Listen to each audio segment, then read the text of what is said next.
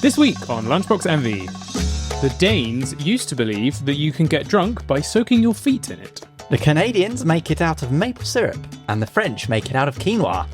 And when World War II ended, the Russians drank so much that the entire city of Moscow ran out of it. It's vodka! Vodka!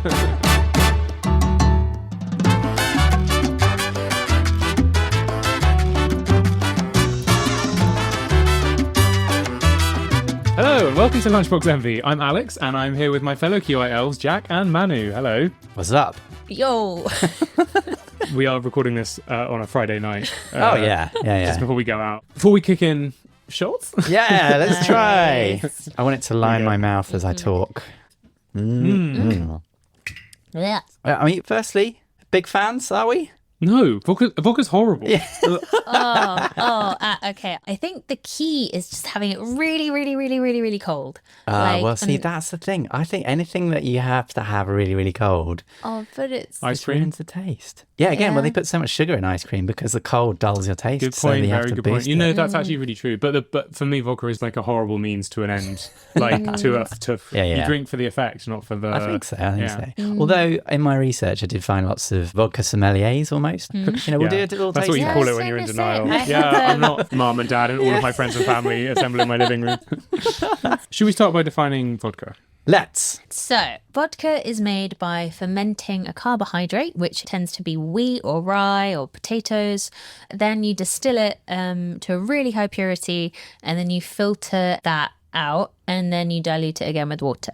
Okay. So you're making really pure alcohol Yes. and then deciding how strong it is. Exactly. Nice. And it can be made out of basically anything, which is fantastically useful. Yeah. So it's like the kind of core alcohol bit of all of the things we ferment. And what is the percentage ratio of alcohol to water on average? It's about 40%, right? 40 to 60. And there's a bit of a myth that's been going around about, do you know Dmitry Mendeleev? Oh, yeah. Is he the guy who invented the periodic table? He is. Yes. Oh, wow. Before periodic table fame, he did write a paper called A Discourse on the Compounds of Alcohol and Water, basically looking at various properties of solvents in solution at different temperatures, including, alcohol and water mixes, and how viscous they are, and then their sort of various boiling points. Way to make drinking boring, Dimitri.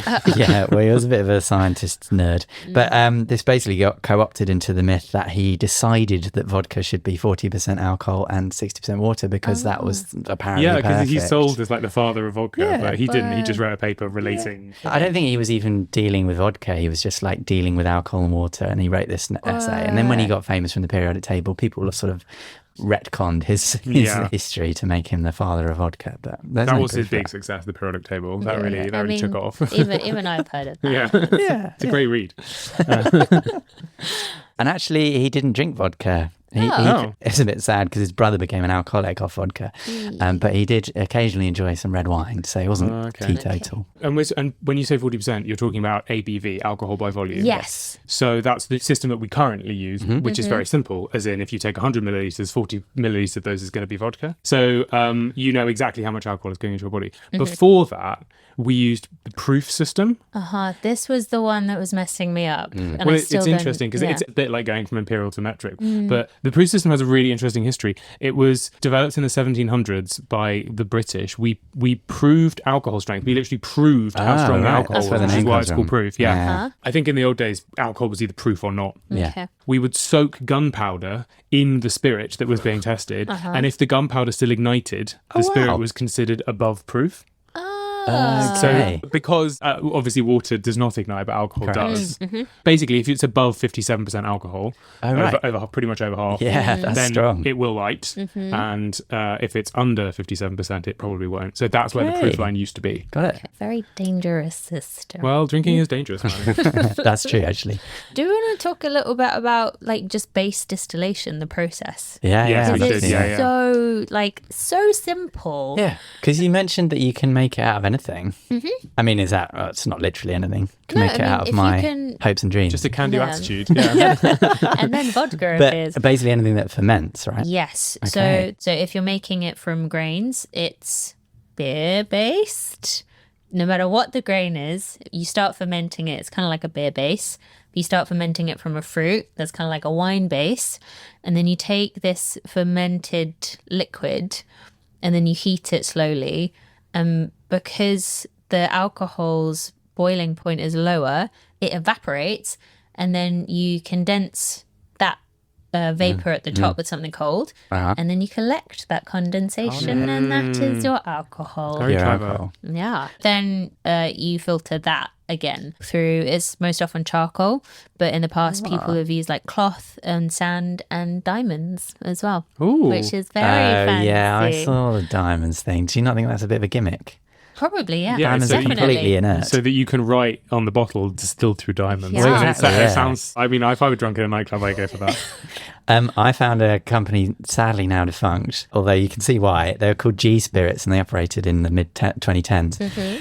They were selling rum, vodka, and gin. And their USP was they poured every single drop over the breasts of a glamour model and then Stop, that's collected it gross. all. No. Sweaty vodka. Yeah. I mean, I No. imagine they probably just, they did Be a sample of it. salty. Even like eating sushi off a woman, that makes more sense as a thing than the vodka. Maybe I want to see a sushi conveyor bar, but with women, so that it's a conveyor bar of women, like an airport baggage system. The problematic sexism aside and objectification of women aside, if we manage to like get over that, Well, you can make it gender I inclusive. agree. we and have men. It could, yeah, it could go exactly, girl, boy, okay, and then In my head, they'd be moving the sushi like hand to hand. Oh, and you'd have that's to- quite and sweet. they'd that's be much like- cuter. Yeah, okay. But their Fully tits would clothed. be Oh, out. right. I know.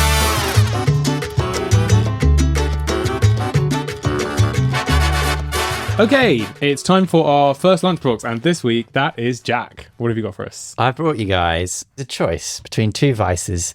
You can either be a gambler or an alcoholic. So would you like a lottery ticket or a shot of vodka? Oh. Oh, Do you remember when QI used to be quite highbrow programming, and now we're just like drinking vodka and gambling on a podcast? How Well- far legacy media has fallen? I'll tell you what I haven't done is expense these, because then if I accidentally win, I have to give all the money to QI. Oh yeah, good shout. Yeah, Do you guys want it, or do you want a shot of vodka?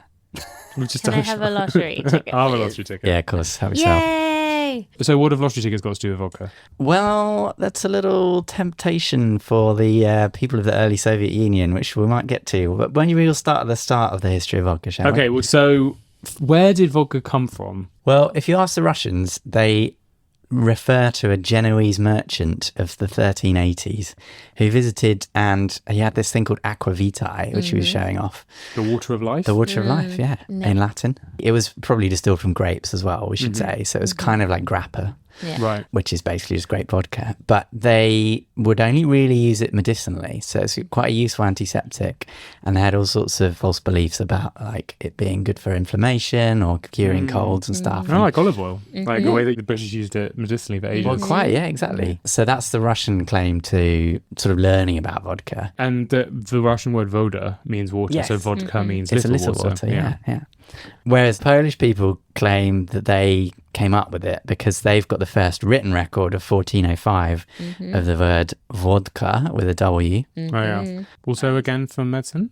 Yeah, What are they mostly drinking most there of the medicine. Yeah. So either Russia or Poland, Yeah. probably. In the 1970s, they took it to UNESCO Did because they they? were like really annoyed at this because Poland wanted to get a geographical Oh, yeah. like protect GPI. Oh, yeah. what, like, so they can say culturally, this is what our country is Yeah, about. so they wanted to be like vodka has to come from Poland. Anything else is bread wine. And then UNESCO were like, this is too complicated. Like right. you can't do that. Yeah. Damn it. And they're okay now, but yeah, it got pretty heated That's at interesting. one point. That's like, nobody wants to do that with the UK stuff because it's like Morris dancing. Anybody want to steal that, claim that? No? Bagpipes. Yeah. Can't even do cider. The French cider is better That's than true. ours. Yeah. So, but vodka especially has a seam through like Russian state history. Yeah. Well, in 1472, Ivan the Terrible, he set up lots of taverns. They were called kabaki, and he was basically supplying these taverns with state-made drink and then just creaming off the profits. So Just state-run pubs, yeah, basically. basically, yeah. There's an idea. Go on, Starmer. So that was a way that a lot of the Russian state got a lot of its money, actually. Why is he called Ivan the Terrible? He should be called Ivan the Legend. He did some messed up stuff. But also, it's really interesting. So there's a historian called Mark Lawrence Schrad who wrote Vodka Politics, which is all about the history of state building and vodka production in Russia. And he said part of the reason why there's such an emphasis on state production of vodka, apart from keeping the populace drunk and like getting them to do whatever you wanted and being really easy to control, was in Ivan and other state leaders after him in their actual cabinets having a team who were like always slightly hungover and like had a really bad anxiety was great in keeping them divided enough not to turn against you when you were being an arsehole. That's so mean. Is that why we call him the liquor cabinet? There are other historians who think that the kind of Russian dependence on vodka, because it is such a big problem, Well, to this day, is more a symptom of terrible politics rather than a tool. So there's that tension between it was useful, but also if you like systematically chicken or egg. exactly. I read that by the 1800s, about 35-40% of government revenue in Russia came from vodka tax. It was so heavily built into the system. And then by 1895, the state monopolized all alcohol in Russia. Whoa. So you couldn't buy it from anywhere else. You couldn't make it. And weren't people partly paid in it as well? There was something called pomok or pomok. I'm Correct, not sure how to pronounce it. So labourers would get paid basically room and board, or not often the room, actually, just the board. So Just the food and vodka. You get a lunch and then you get a hearty dinner, and with your dinner they give you vodka, and any vodka that was left over you could like siphon off into a little bottle, and that was the only part of your pay that you would end up taking home. So Totally institutionalized. Basically. So now we get up to 20th century, right? Yes. And Tsar Nicholas II. Yes, so Tsar Nicholas II, he starts being Tsar. I don't know what's the verb for that? He becomes Tsar. He becomes Tsar. Ascends to He Tsar. becomes Tsar in the 1890s. And then in 1904, the Japanese attack Russia. And it's a bit of a PR disaster. I mean, it's a huge humanitarian disaster as well, because a lot of Russian soldiers died. And that was partly because there were a lot of amateur conscripts in the peasant class who were basically so drunk they couldn't fight. And so there's a lot of death. And it was they bloodied the nose of the imperial state because Japan weren't expected to win anything. And we've all been there, like post-Christmas party. Exactly. I'm never drinking again. Someone, like, being like, you've let yourself down, you've let the state down, you've let your commander down. Yeah, exactly. Oh god. Tsar Nicholas II was already not a fan of drinking. So then in 1914, Tsar Nicholas sends his uncle a telegram saying, look, I'm going to ban alcohol. Wow. And this is after our friend of the pod, Rasputin. When did he become a friend of the pod? Oh, his daughter was on a serial. Oh, yeah, of course. Yeah. So Rasputin says, and I quote, it is, well, I'm not going to do it in Russian, but it is unbefitting for a Tsar to deal in vodka and make drunkards out of honest people. The time has come to lock up the Tsar's saloons. Ooh. And he had the ear of the people because he was like head monk, wasn't he? So he was he was an influential figure. So in 1914, Tsar Nicholas II enacts prohibition across the whole of the Russian Empire. And it's chaos, right? Like it's like the economy is sort of basically is running off. Because it was like up to a third of the nation's coffers, and it was a very stupid thing to do. Not least because World War One then kicked off. And now he didn't have the money to mobilize an army. But also even just on like the basic, if you're like a Siberian villager, like suddenly you're hoarding all your grain to make your own moonshine, which is arguably more dangerous and gives the state nothing. So they're literally cutting off one of their biggest revenue earners without any replacement. Yeah. But also, what I found fascinating is that like the train lines got clogged because the Trans-Siberian Railway was a single track at this stage, and basically all the vodka producers were like, wow, shit, we can't sell our stuff internally now, so we'll just sell it to like France and Japan and China and all these places on the border of Russia. So they just put all their vodka on a train and like tried to get to the borders, and so the train lines all got clogged. Wow. For international listeners in the UK, you are allowed to drink as much as you like on trains for some reason. Yeah. And it's just really odd that they almost actively encourage it. It's such a good noise as well, when the train pulls out the station and you hear all of the cans. Yeah, all the cans going. Yeah, that is such a good point. Yeah. So true. That was very good. So the BMJ, the British Medical Journal, wrote an interesting piece in 1915 describing, kind of throwing shade on Nicholas II, this whole thing. He attempted to wean the people from habits of intemperance by the provision of counter-attractions. Some of these institutions, in particular the People's Palace Tsar Nicholas II, were generously financed, offering various attractions, among which dramatic entertainments at popular prices formed a large part. So they're trying to say that they, to make up for the fact they just banned the only good thing to do in Russia. Well, this was tried to actually come up with something else. before the ban. So before I feel like the ban was one of his sort of last resorts, but he basically was like, look guys, I'm going to build you this big palace full of like theatre shows and you can come and watch that instead of getting drunk at home. Here's Disneyland Russia. Yeah, basically. Yeah. Which is completely booze free. Can you drink at Disneyland? You actually can a bit now. So, or you never could in all the original parks. And then when they built Disneyland Paris, which was then Euro Disney, most of the French hated the idea of Disney coming to France. And one of the stipulations that they gave when they grudgingly accepted that it'd be built there is that you were allowed to drink wine inside the parks, because culturally it was just like their kids were drinking, like you couldn't ban it. And then now I think there are certain places. I actually got steaming drunk in Epcot by accident. I sort of did a circuit of parks. It's a big round park, and it was really hot. I started having these delicious sort of rose smoothies or something, which is these strawberry kind of cherry tasting smoothies, and I just didn't clock that they were double vodka smoothies. Actually, they were all smoothies, yeah. And I think so. By the time I got to Norway or wherever, I was like, I couldn't walk straight. It was awful. Why is there two Norways? I was I was like, he's got 4 ears. I barely made it out. Amazing. Yeah. So be careful. They do sell alcohol in Epcot, is the answer to that question. Yeah. Anyway, so yeah, the People's Palace. That building still exists in St. Petersburg. It's a planetarium now. The prohibition was a bit of a nightmare, to put it lightly, but it was continued when the empire fell and it turned to Lenin. He led the people after the revolution because he didn't really want the communist revolution to be built on the backs of alcoholics. Yeah. But when he died in 1924, Stalin was like, kind of like the money. Yeah. So he reinstated the state monopoly. And the popularity probably as well. Yeah, probably a big vote winner. Yeah. Not vote winner. But, but anyway, this brings me on to the lottery tickets. In the early Soviet Union, it was legalized, but there were the huge temperance movements that started out. They thought the 10 years were really good for the country, 1914 to 24. So they started trying to tempt people away from the vodka with other entertaining things like lotteries.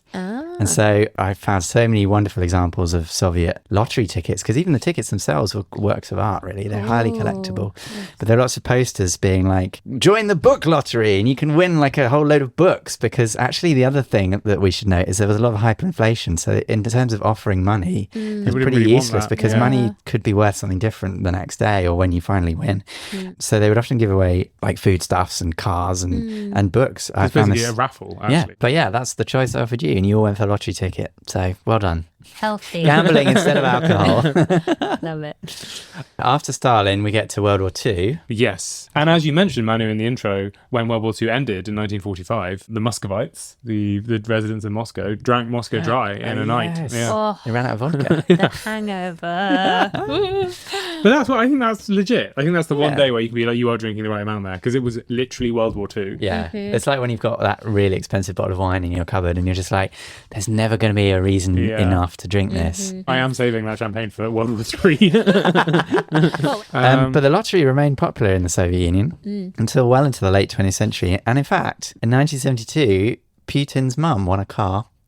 I imagine like a Russian Oprah, like, you'll get a car. You will get a car. Because she runs a book club as well. Like, it's so Oprah coded. Maybe she stole all her ideas off the I Soviet can't believe Union. that like Oprah's whole deal is basically so Soviet.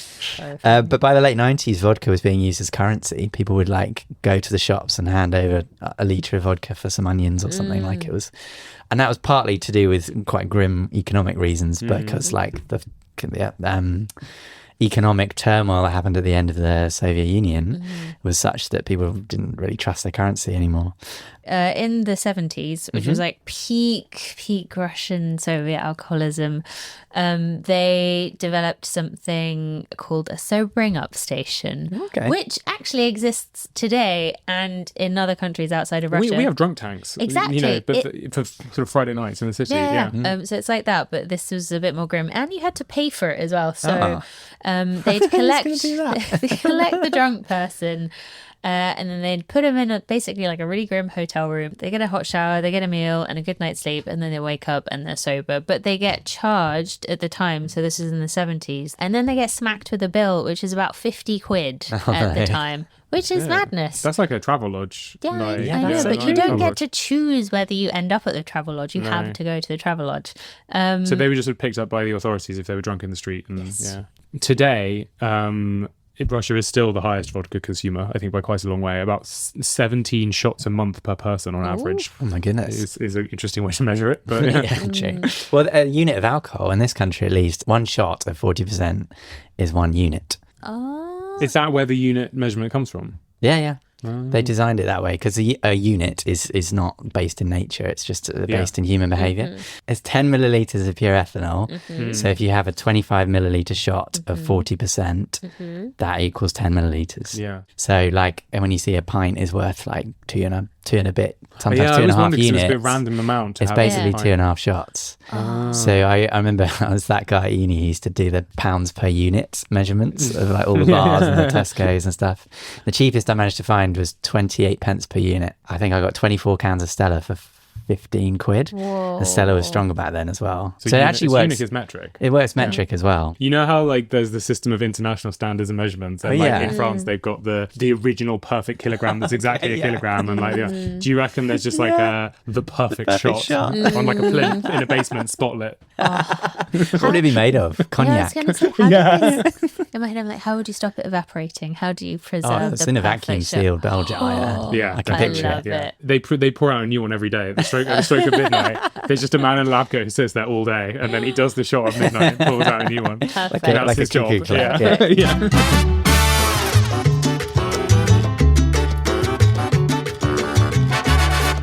Okay, it is time to move on to our second lunchbox, and that is mine. And I have made you penne à la vodka. Oh my goodness. Oh, it looks so good.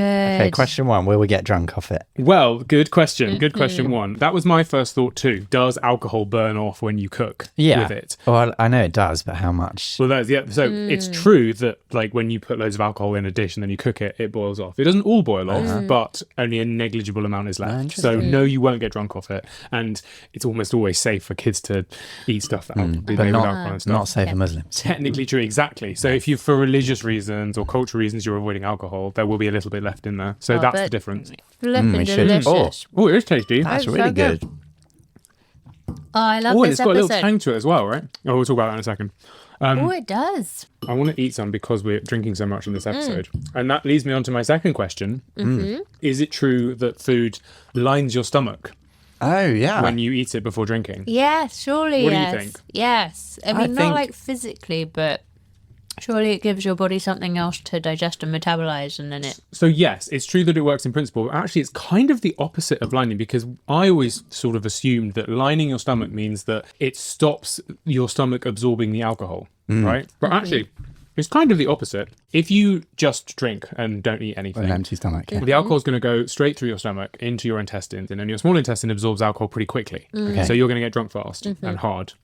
Whereas if you eat before drinking, it doesn't line your stomach, but the food sits in your stomach and gets digested Mixes with the alcohol. and mixes with the alcohol, and so more of the alcohol stays in your stomach, and actually your stomach absorbs alcohol more slowly, so you're going to get drunk in a more sustainable way. Okay. Oh, I love it. So it is true that eating, stops you getting crazy drunk really fast, but for the opposite reason of lining your stomach is because you want the alcohol to be absorbed in your stomach and not in your intestines. Okay. Okay. So again, it always depends on how much you drink and when you drink and what you drink, but So what I'm hearing is if I want a quick, short, sharp high, yeah. make No sure I'm hungry food. as fuck. Yeah. Wow. So So- who came up with, did someone just accidentally pour vodka? They were cooking a pasta tomato dish and then they spilt their vodka Yeah, I in. bet that's what someone always claims. Yeah. Like, oh yeah, I tripped and fell, and that's why there's so much alcohol in mine.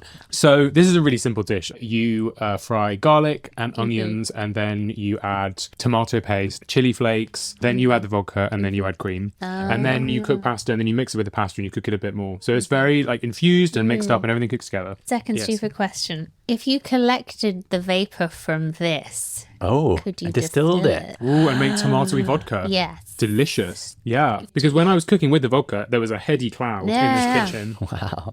Can you get drunk off vaporized alcohol? I think so. I remember them seeing it for sale at some sort of festival about 15 years ago, yeah. So, say you absorb alcohol much faster in your intestine. Do you absorb alcohol much faster through your nasal cavity? Yeah, where are you going with this? No, It just probably saying, depends. like, I think probably it evens out because you can take way more alcohol by volume through your mouth than you can by ingesting it as a mist. So when you're cooking the pasta and you're boiling off the vodka alcohol and you're breathing that in, could you get drunk off it? Yeah, surely. In theory, yes, definitely. Because it's all about just absorbing alcohol into your bloodstream. That's what getting drunk is. If you taste wines for a living and you spit it out every time, you still get a little bit drunk because there's a bit of absorption in your mouth. You don't have to swallow it. Have you heard of eyeballing?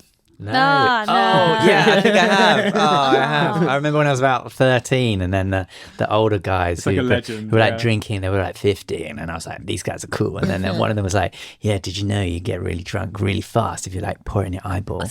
And then he tried it because he thought it was hard and it just like... It's completely not true. So Really? no, the idea is that you sort of pour vodka shots into your eye sockets, open up your eye, look up and pour your vodka into your eye sockets. Do not try this And at the home. mucous membranes in the eye like kind of get into the bloodstream really fast. It's not true. Surely you could go blind. Exactly. It's really painful. It could be really damaging. It doesn't like get you drunk faster. So don't do it, Okay, you kids. heard it here first. Finally, we said something responsible. But if you sniffed it, that would work. Probably. You don't need a vape, which is like a little... Vodka vape. Yeah. Another great plan. No, we've got to stop coming up with awful ways to ruin kids' lives. true. What do we think of the taste? It's so good. So what does the vodka add?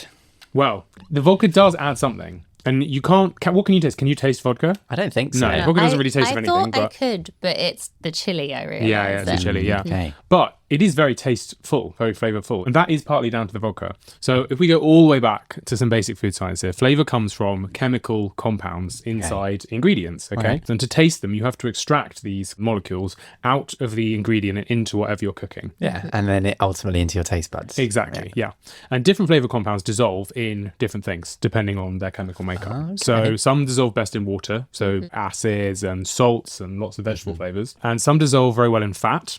Like aromatic compounds in chili and Saffron, garlic and things like that. Chocolate. Yes, exactly. And some dissolve in alcohol. Oh, like vanilla pods. Exactly, yes.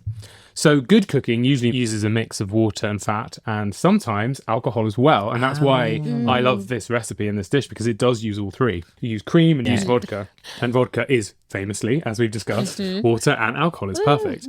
Tomatoes contain flavor compounds that are partly water soluble and partly alcohol soluble. So vodka is perfect because it has both of those things. So it draws out these richer and slightly sharper aromatic notes that water alone wouldn't draw out. And then it evaporates and disappears and gets out of there. So it's a great, very selfless ingredient. Yeah, and presumably leaves no taste because if you add wine or whiskey, then it would just make Exactly, because when you cook something like a bolognese, obviously lovely for different reasons, but you can taste the wine sometimes. You can taste the tannins left behind. Like, they leave a footprint. So that's why a Virgin Mary doesn't taste as good.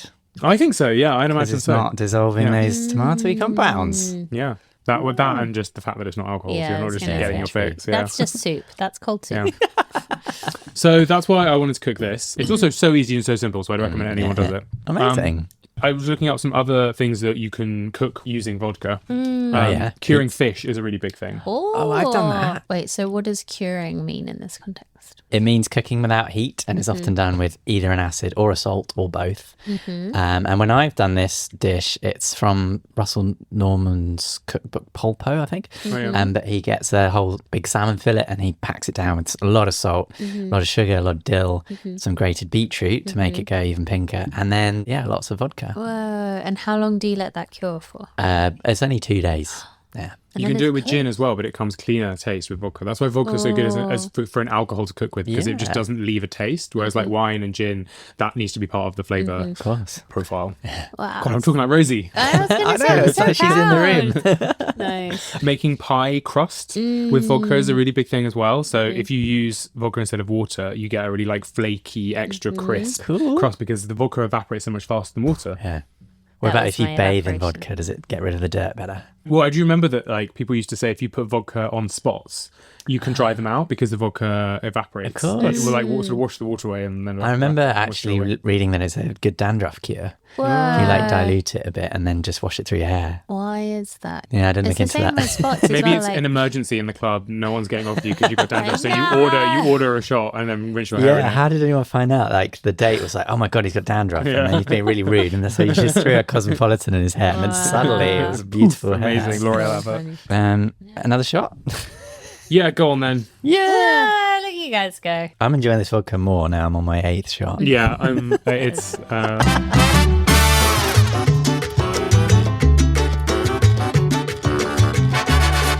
All right, it is time for our third lunchbox, and that is Manu. Woo! Today I have brought milk vodka. As in vodka made from milk. You get a cow drunk. Yes. That's almost like that's like halfway to a White Russian already. It Yeah. is. So this is a wasteless product. As in a product of no waste. Yes. But it gets you wasted. It does. Oh, it works on so many levels. And it's made from whey, which is a byproduct from cheese making. Oh, wasteless. I get you now, right? You're getting wasted on wasteless whey. Wasted, yes. yeah. Getting nice, wasted. very Okay. good. It's made by a company called Black Cow Vodka. And basically they take the whey from cheese making. So once you've gotten the curds, so everything's like come together and then there's a solid and then there's a liquid whey that's left. Okay. And there's loads of sugar in that whey.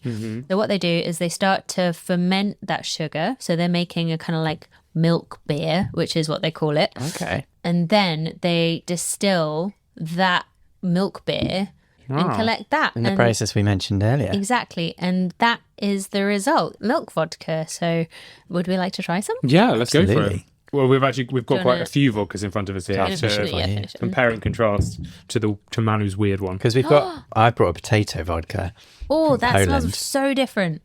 I think it Nice. really should come. It's in a little tiny. It's A like probiotic. Yeah. Well, the larger bottle. It looks like a milk carton. Yeah. No, I was gonna say it should look like a teat, like a cow's, like a cow's udder. Okay, so it's clear like vodka. It's Yeah, I not was milky. expecting a little milk. Cheers. Yeah, Cheers. cheers. To cows. It It's smells subtle. kind Okay, of like... I'm gonna try some Smirnoff and see how that. It's Okay. very subtle, but I think that's creamier. Do you guys want to try my potato vodka? Oh, I'd love to. I think the milk one is definitely smoother. Yeah, I agree. Yeah, it's definitely smoother. Yeah. The Smirnoff, that's made from grain, right? So that's likely to be sort of more astringent, I suppose. So one of the really cool things about the milk vodka is they were inspired by an ancient Mongolian drink. Ooh, Because they interesting. used to make milk vodka too. Really? Because it was one of the only like really prevalent foodstuffs out in the freezing cold. A lot of milk products. So they made something called Shimin Arki, Okay. which is the fermented milk vodka, and then kumis, which you can buy from shops in the UK, is the fermented milk that's undistilled. So that's just the milk version. Okay. But basically, they put the milk in a big pot and then they heat that. And there's another pot inside of it that's empty. And then they put a bowl on top of the whole thing and they fill that with cold water. Oh, so you yeah. got a bowl Okay. of cold water sitting on top of a pot with a pot inside of it. And I can like picture the that. I see. Yeah, Yeah, it yeah. drips in. So you're making almost like a tiny building with a roof, and Yes, so and then exactly. it all condenses on the roof and then goes down into a pot in the middle. Yeah. Exactly. But yeah, apparently there are stories of Russian geologists and archaeologists going to Mongolia and trying this milk vodka and not having any idea what it was. So in Russian, they just called it tricky water, which I also loved. Tricky water. But Mongolians have a really cool drinking etiquette for having your vodka. So Or can we try it? Yeah. Yeah. You dip your right ring finger into the vodka and then you flick that at the sky. And that is... Sorry, at the sky. That's Manu. the next one. Alex flicked it in Manu's eye. that's for Tengri, the god of the sky. And then Okay. you get another one and you flick it at the air, Ah! which is... You flick at each other. Okay. No, so that's for the wind. And then Nice. the third one you flick at the ground. Okay. I'm not And really- that's Rain. for the Rain the earth. cat. And then you do your shot. But if you don't want to drink, you touch your finger to your forehead and that's like, I'm not going to drink it. But there's probably no vodka left after all that flicking anyway. Yeah, I Sure. know. So yeah, that's the milk vodka. Really lovely traditions. I'm going to put it out there. I think I can taste the difference between the grain, potato, and the milk. Yeah. I think the milk one is slightly sweeter and definitely creamy. I think the potato one is still a little bit creamy, but also got a quite fruity flavour to it. And the grain one is like almost citrus. It's very acidic and fresh and zesty. I mean, dude, that's so looking at the chart, that's basically got exactly. a fucking vodka sommelier well on it. done. Oh my God, I'm going to quit the podcast and be a professional vodka sommelier. Oh, I think I'm going to be sick. Oh no. Should we pour it all away? But, whose idea was it to do this episode? I am getting a bit drunk now. Same. So other amazing things you can make vodka out of. Air. What? Yeah. Well, that's trumped all the ones I've got on my list. So there's a company called Air Company, and They just didn't spend very long on that name. so they're making rocket fuel now, like literal rocket fuel. Wow. But they used to make vodka out of CO2. So they used to capture it from the air or from like as an industrial waste product.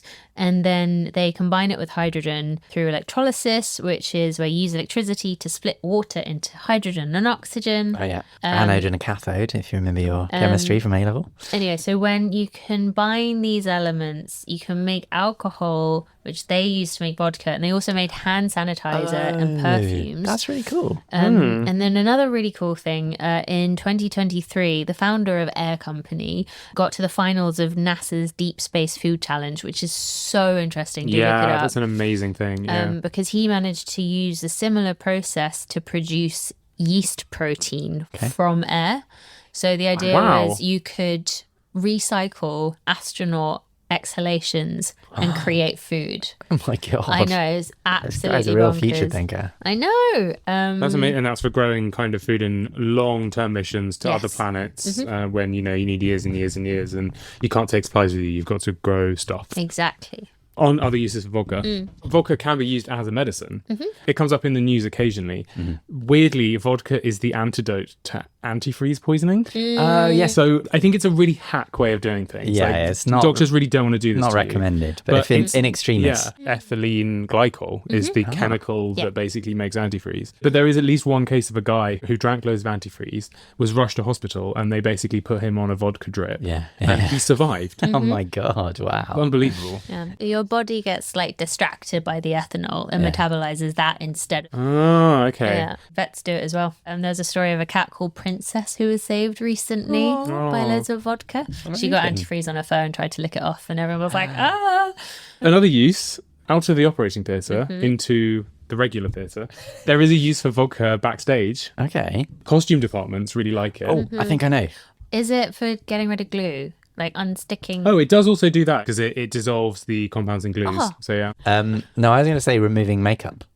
No, 'Cause but I know the that's- stage makeup is a bit I thicker. don't think that's what it's That used would be for. painful, but no? it Rubbing would be vodka on your amazing. At the end of the face. day, I know what you spray do the with vodka on your face. You and just then want the you vodka spray bottle. I I'm do. gonna Well, get this you is a one. vodka spray bottle. It's a good way of cleaning costumes without having to wash them, dry clean put them them, in the- send them in the off. wash, yeah. Basically, because the alcohol kills odor-producing bacteria and then evaporates quickly and it leaves no scent. For, a really fancy costume that gets worn every day, maybe by different people. You obviously do occasionally need to wash this properly as well, but it's a really good, intermediate washing So system. could I use that when I've worn a t-shirt once? Yeah, mist your Amazing. clothes with vodka. Can I spritz my underwear with it? You can. Special Don't tell us- occasion. don't tell us you've done it. Yeah, no, it's a good use, isn't it? Speaking of vodka made from weird things, Yeah. I found vodka made from hops in Belgium. Oh, It's a great idea. Again, you get a small amount of the flavour, but there's not much. And then vodka, it's not made from avocados, but washed in the avocados, so they gain some of the flavour. There's a thing called botanical vodkas, have you seen? Because gin is essentially vodka, but with loads of flavouring added. Right. And in quite subtle And then ways. whiskey is aged. Whiskey's vodka. aged vodka in was always from barley whiskey, so it's a bit different. But it's aged vodka's in like barrels. the basic alcohol. It's the basic Yeah. spirit. I found a pretty unusual one from Japan. Oh yeah, Wasp vodka. I saw that one. Did you see it? What Yeah. is this? It's made in the Kumamoto prefecture of Japan. It's muddy brown. Oh, It great. smells a bit like fish, although it smells a bit like wasps, but apparently. But Wow. You probably think it smells That's a more big like fish. scoop that wasps smell like fish. Well, Wait, whatever's so- left over the wasps. I thought it was, I don't know, made from honey, made by wasps, but no, it's made from wasps, from fermented wasps. Oh my God. Why do you want They this? ferment. Well, apparently, according to what I read, I don't know, maybe some translation issues here. It says it's supposed to make skin more beautiful, boost recovery from fatigue, and prevent, quote, lifestyle disease. I actually do need some. Horrendous life. It sounds amazing. I don't think it's true. Did you come across Nadar vodka? No. What's that? It's made from carlin peas, which fix nitrogen in the air and put it in the soil and help plants to grow. So they've technically made a carbon negative vodka. Oh, Wow. that's Well, isn't so yours cool. Yeah, also that is carbon also negative? carbon Yeah, negative because you're taking CO2 out of the air. Yeah. So that's cool. Well, guys, drink vodka and save the planet. Ah, sustainable. Or drink vodka because we can't save the planet. Like, Yeah, it's win-win, yeah, that's really. true. Either way, drink vodka.